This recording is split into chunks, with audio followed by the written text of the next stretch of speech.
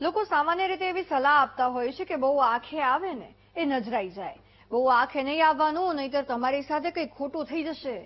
ખેર, આ તો માન્યતાઓ છે, લોકો કદાચ પોતાના અનુભવોથી સલાહ આપતા હશે, પણ આ બહુ અમદાવાદમાં સાચે થયું છે. વિચાર કરો, જે એક જ દિવસ પહેલા 1 કિલોમીટર લાંબી લાઈન લાગી હતી, એ જગ્યા જ હવે સીલ થઈ ગઈ. પણ કેમ? આવો જણાવીએ.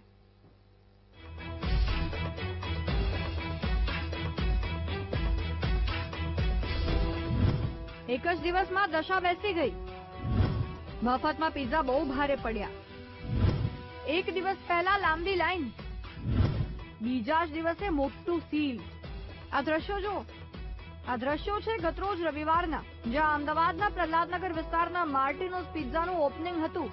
અને ઓપનિંગ મહોત્સવના ભાગરૂપે 2 કલાકમાં જેટલા પણ લોકો આવે તેમને મફતમાં પિઝા આપવાની ઓફર જાહેર કરવામાં આવી હતી. એટલે 1 કિલોમીટર લાંબી લાઈન લાગી ગઈ હતી લોકોની મફતમાં પિઝા ખાવા. લોકોમાં અનેરો ઉત્સાહ હતો. કલાકો સુધી લાઈનમાં ઉભીને એક મફતનો પિઝા માણતા હરખ નહોતા સમાતા લોકો. ઉપરથી પિઝા આઉટલેટના માલિકે પણ એમ કહ્યું હતું કે આશા કરતા વધુ લોકો આવ્યા. 3500 થી વધુ પિઝા મફતમાં વહેંચાયા. પણ હવે તમે આ દ્રશ્યો જુઓ. એક જ દિવસમાં આ નવો શરૂ થયેલો માર્ટિનોઝ પિઝા સ્ટોર સીલ થઈ ગયો. પણ કેમ? કારણ કે ફ્રીમાં પિઝા વહેંચ્યા પછી રસ્તા પર સાફ સફાઈ જ ન કરી, જેથી તંત્રએ આ કડક કાર્યવાહી કરી. એએમસીના સોલિડ વેસ્ટ વિભાગે આ પિઝા આઉટલેટને સીલ કરી નાખ્યું.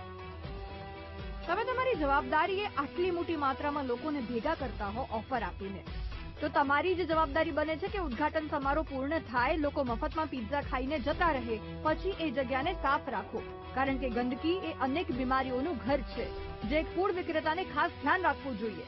અને તમે ખૂબ શો ઓફ કરી નાખો મીડિયામાં, પણ પછી સ્વચ્છતાની જાળવણી ન રાખો તો એક્શન તો લેવાય જ ને. હવે જોઈએ આ પ્રહલાદનગરની માર્ટિનોઝ પિઝા આઉટલેટનું ભવિષ્ય શું હશે. કેમેરામેન નરેશ સોલંકી સાથે દીપક સોલંકી, BTV ન્યૂઝ, અમદાવાદ.